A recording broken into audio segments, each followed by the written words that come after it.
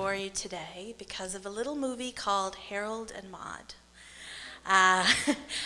For those who don't know, Harold and Maude is it's this dark comedy from 1972 about Harold, who is a young man of 20, he's from great privilege, but he's obsessed with death, and he's experienced great pain, and so he really also likes to shock his mother.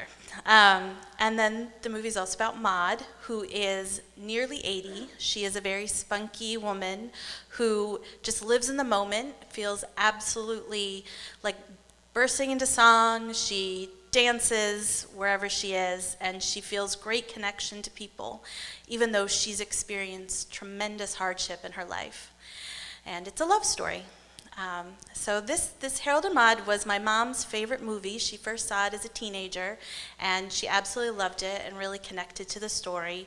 And so, as she tells it, she was very excited when her college screened the movie at the school auditorium, and she went and watched the movie and enjoyed it, and then the credits rolled, and there was absolute silence.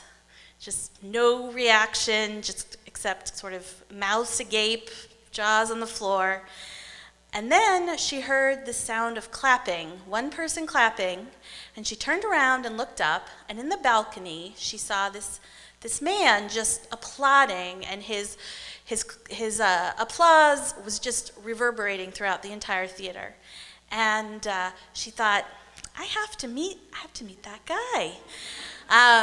And she did eventually meet him, and he would become my father.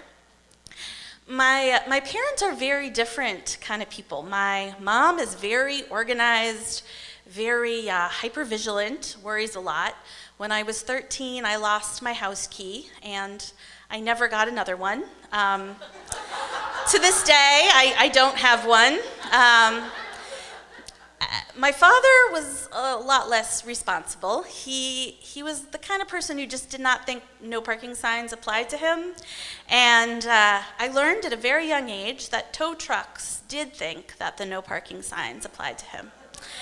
So this is all to say my parents had very short list of things they agreed on. They agreed on the Beatles, that television was evil, and that's about it. And so one thing they did have that in common, though, that I didn't realize till I was older, was they both had a lot of kind of pain from childhood that they brought into their adulthood. And I think that connected them to the character of Harold in Harold and Maude. So when I was in high school, I actually got kind of obsessed with this movie and watched it over and over. And I think for me the question was, what about this movie connected my parents?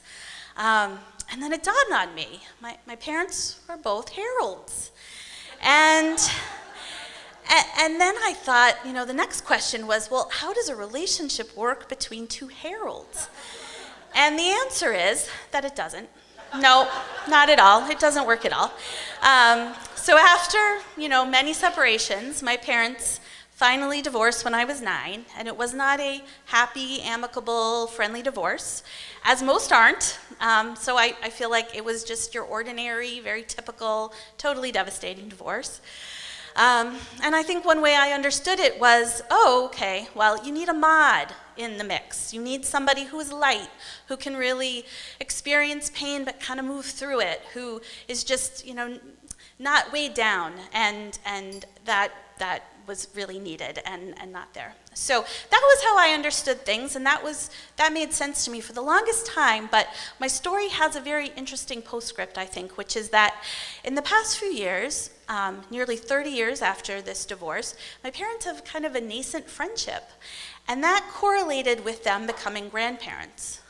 I had a little boy 4 years ago, and I don't want to categorize him or put a label on him, but he is an absolute spitfire. He just loves to dance. He'll break out to song multiple times a day. He just laughs all the time and has a huge imagination, and he just lives in the moment with such a joy for life, kind of like Maude.